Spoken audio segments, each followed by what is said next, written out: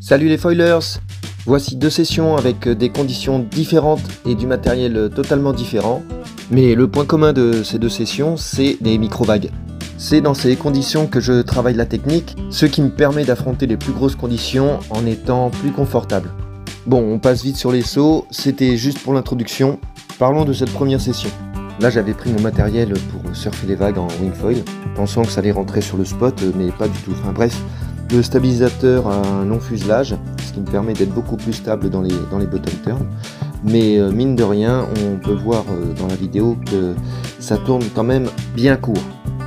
Avant tout, la relance en sortant de vague, très souvent, la vague a cassé un petit peu le vent à la surface, ce qui fait qu'il faut absolument savoir pomper avec la planche et la wing pour éviter de perdre le vol. Ici, dans ce passage, j'enchaîne les virements de bord et les jibes, tout ça dans un petit espace, c'est-à-dire des bords assez courts, l'objectif étant de se déplacer rapidement pour pouvoir se positionner au meilleur endroit pour prendre la vague ou pour récupérer la vague suivante dans la série. Et dans certains cas, quand il y a une barre à passer, ça permet de patienter en attendant que les plus grosses séries passent et profiter d'une fenêtre de calme pour passer.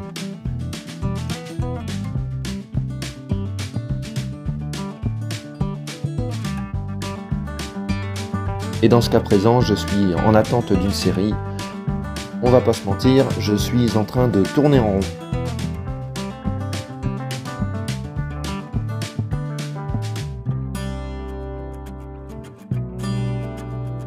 Mais rien à l'horizon, marre d'attendre, alors je saute. Et voilà mon moment préféré, surfer la vague. Celle-ci n'est pas assez puissante pour me porter, pour que je puisse glider dessus. Alors on me voit enchaîner les virages, où je me fléchis pour relancer à chaque virage. Et cette SK8 a l'avantage de pouvoir accélérer dans chaque carve, ce qui me permet de vraiment pouvoir conserver cette vague et de me faire plaisir. Et on finit la session avec quelques petites chutes qui piquent.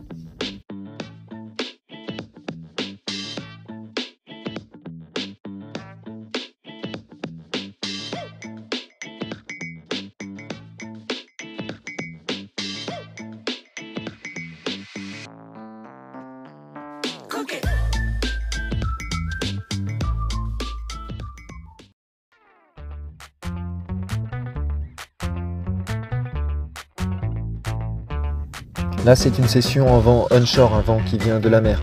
Et c'est toujours un challenge de réussir à surfer, surtout quand le vent est assez léger. Et oui, dans ces conditions, le vol free fly n'est pas évident à mettre en place. Alors, à ce moment, je m'entraîne plutôt souvent avec la wing dans les mains, tout en surfant la vague.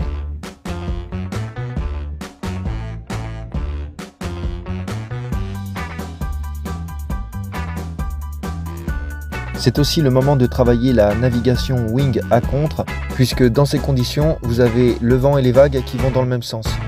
C'est pour moi la meilleure situation pour pouvoir travailler cette navigation à contre.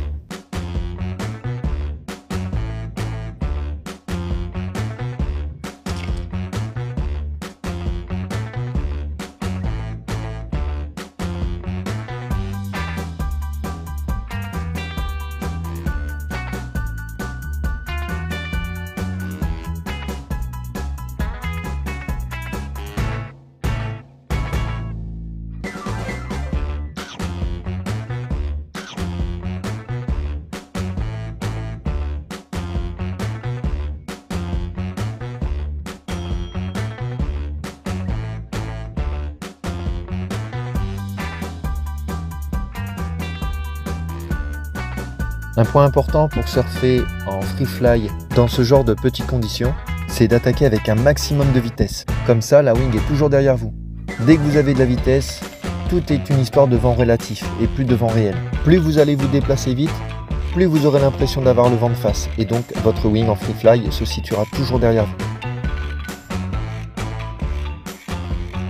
Lire le plan d'eau, exploiter chaque bump, chaque clapot, ça fait partie des choses à maîtriser et surtout pour sauver pas mal de situations, comme par exemple un leash qui se bloque, une wing qui se retourne en free fly. Et bien là, mon premier réflexe, c'est d'essayer d'attraper un petit clapot qui va me permettre de glider dessus et de régler mon souci grâce à la propulsion et à la stabilité de ce glide.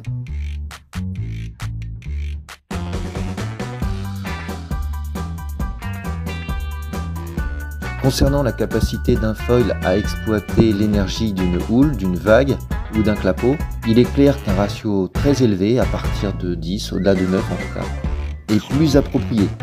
Personnellement, je préfère les foils beaucoup plus joueurs, au ratio entre 8 et 9, pour pouvoir tourner le plus court possible, au détriment bien sûr de sa capacité à glider.